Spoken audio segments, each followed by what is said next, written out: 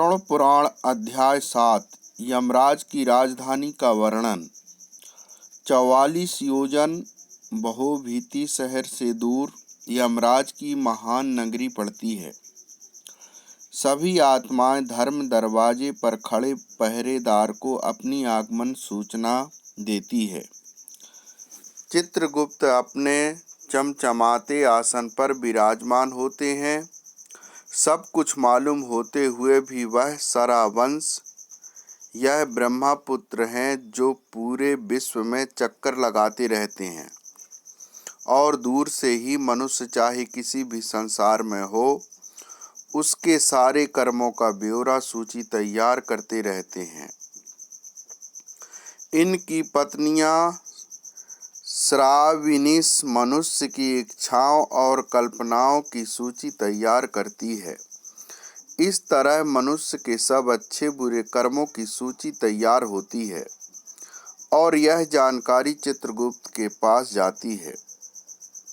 टिप्पणी: प्राचीन काल में बायोचिप का ज्ञान न होने के कारण ऐसा उल्लेख करके मनुष्य एक भ्रम में रखा गया है।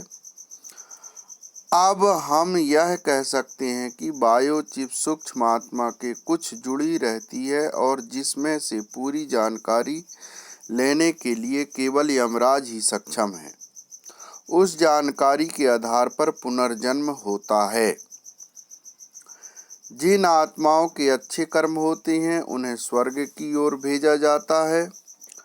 चित्रगुप्त द्वारा सूचित की हुई पाप आत्माओं को यमराज अपना भयानक रूप बहुत बड़े भैंस पर विराजमान 32 हाथों में जो कि 3-3 योजन लंबे हैं, उनमें हथियार धारण किए हुए और कुओं की भांति लाल आँखें, एक लंबा नाक दर्शाते हुए अपने दूतों को उन्हें नरक में ले जाने को कहते हैं।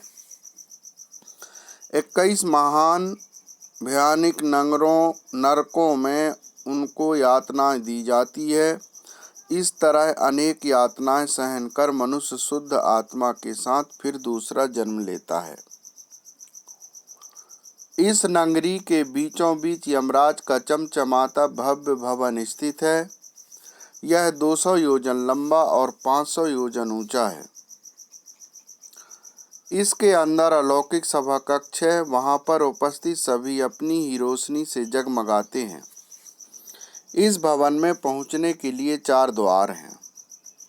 भव्य आसन के ऊपर छत्र के नीचे एक बड़े ताज से सुशोभित यमराज विराजमान होते हैं। उनकी हाजिरी में हाथ में फंदा लिए मृत्यु चित्रगुप्त कर्मों का प्रसंग करने के लिए तथा अनेक कर्मचारी आज्ञा का पालन करने के लिए उपस्थित रहते हैं। पाप कर्म जो दक्षिण द्वार से जाते हैं वह इस भवन को नहीं देख सकते। पूर्वी द्वार साधु महात्मा देवी देवताओं को पूजने वाले जो यात्रियों को छाया की व्यवस्था प्रदान करवाते हैं, क्रोध और लालच से वंचित माता पिता की सेवा करने वाले, गौ तिल धरती का टुकड़ा आदि का दान, धार्मिक ग्रंथों का मनन अथवा सुनना शुद्ध वृत्ति वालों की आत्माएं इस भवन में प्रवेश कर पाती है। उत्तर द्वार पीले संदल के वृक्षों से महकता हुआ यह रास्ता वेदों के ज्ञाता मेहमानों का आदर सत्कार, देवी दुर्गा को पूजने वाले, शुभ कार्य करते हुए गति प्राप्त करना, बनारस से मृत्यु योग विद्या ग्रहण करते गति पाना, दुर्घटनावश पवित्र जल में डूब जाना, दान पुण्य करने वाले इस रास्ते से सभा भवन में प्रवेश करते हैं। पश्चिम द्वार हीरे मोतियों से संपन्न सुगंधित रास्ते पर धार्मिक ग्रंथों के कथित अनुसार कार्य करना, शिव और विष्णु भगवान की पूजा करना, गायत्री मंत्र का उच्चारण, दूसरे के धन की चाहत न करना, गृहस्थ जीवन को कलंकित न करना, वचनों को निभाना, सबके सुख की चेष्टा करना, पूर्वजों के श्राद्ध करना, बुरी संगत से दूर रहना, वह अमृत को पीते हुए सभा भवन में प्रवेश करते हैं। यमराज इन सभी को आते देखकर अपने आसन से खड़े होकर सबका अभिनंदन करते हुए, सबका स्वागत करते हुए कहते हैं कि आप सब नेक आत्माओं ने अपने सत्य कर्मों से यह देवलोक प्राप्त किया है। जिनको दुर्लभ मिलने वाला मनुष्य शरीर मिला फिर भी सत्य कर्म नहीं किए, वह नरक की भयानक आग में जलते रहेंगे। अब आप सब आत्माएं ब्रह्मलोक को प्रस्थान कीजिए। यमराज के मधुर वचन सुनकर सब उनको नमस्कार कर बाहिर प्रतीक्षा कर रहे अनेकों विमानों पर अपने कर्मों के अनुसार सवार होकर ब्रह्मलोक को प्रस्थान करते हैं। वहाँ कुछ युग बिताने के बाद स्वर्ग के भोग भोगते हुए फिर से अच्छे परिवारों को जन्म लेते हैं।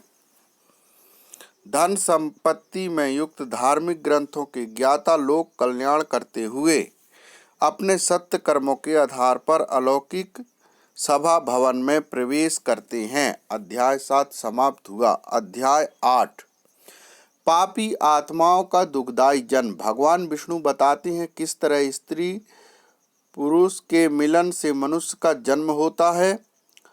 प्रसव का 3 दिन के अंदर पाप आत्मा शरीर बनना शुरू हो जाता है। 1 दिन में मांस का टुकड़ा, 5 दिन में गोल, 10वें दिन वृक्ष के फल जैसा, 1 महीने में सिर, दूसरे महीने में हाथ और दूसरे हिस्से, तीसरे महीने में बाल, नाखून, हड्डियां, लिंग, चौथे महीने तल पदार्थ, 5 महीने भूख प्यास, 6 महीने में बच्चेदानी के बाईं ओर चला जाता है। जिस्म के बाकी हिस्सों का बनना माता के खान पान पर निर्भर है। अपनी पीठ और शरीर के बीच में सिर दबा होने से यह अपने हाथ पैर हिला नहीं सकता। इस समय अलौकिक शक्तियों से पिछले जन्मों में किए हुए कर्म याद आते हैं। 7वें महीने के आरंभ से उसे चेतना आनी शुरू होती है और वह गर्भशाला में हिलना शुरू करता है। ईश्वर से विनती करता है, यदि मुझे यहाँ से बाहर निकालोगे तो मैं सदा आपके चरणों में पड़ा रहूँगा, लेकिन यदि मेरे पाप कर्मों से मुझे सदा दुख भोगने पड़ेंगे तो मैं कभी बाहर नहीं आना चाहता। गर्भाशय में 10 महीने से पड़े हुए उसकी पीड़ाओं को देखते हुए कृपालु भगवान उसको बाहर निकालकर उसका जन्म करवाते हैं। सिर नीची जबरदस्ती बाहर निकाला हुआ पीड़ित अपनी समस्या यादों को खोकर नए वातावरण को देखकर शिशु के रूप में घबराकर रोता है।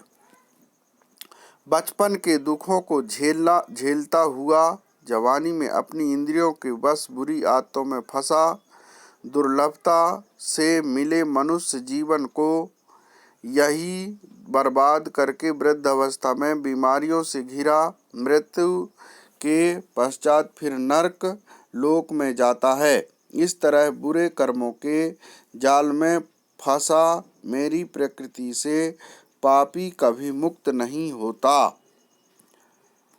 अध्याय 9 पापों का विवरण जो नरक में ले जाते हैं। जो बुरे कर्म करने से आनंदित होते हैं, जो शुभ कर्म करते हैं, वह यमराज के कक्ष में दक्षिण द्वार को छोड़कर बाकी 3 द्वारों से प्रवेश करते हैं। बैतरणी नदी दक्षिण द्वार से प्रवेश करने पर ही आती है। ब्राह्मणों के कातिल नशीले पदार्थों का सेवन, अजन्मे बच्चे को मारना, लोगों की हत्या, चोरी, विश्वासघात, अपनी खुशी की चाहत, दूसरों से घृणा करना, अपने को बहुत अक्लमंद समझना और इस प्रकार के अनेक कर्मों द्वारा किए गए पाप कर्म।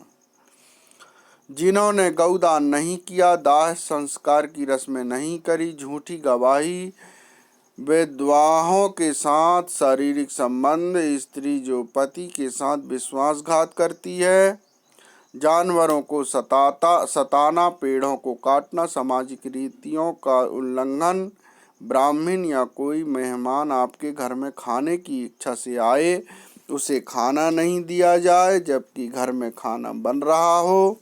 ऐसी प्रवृत्ति के लोग नरक की अनेक यातनाएं सहते हैं।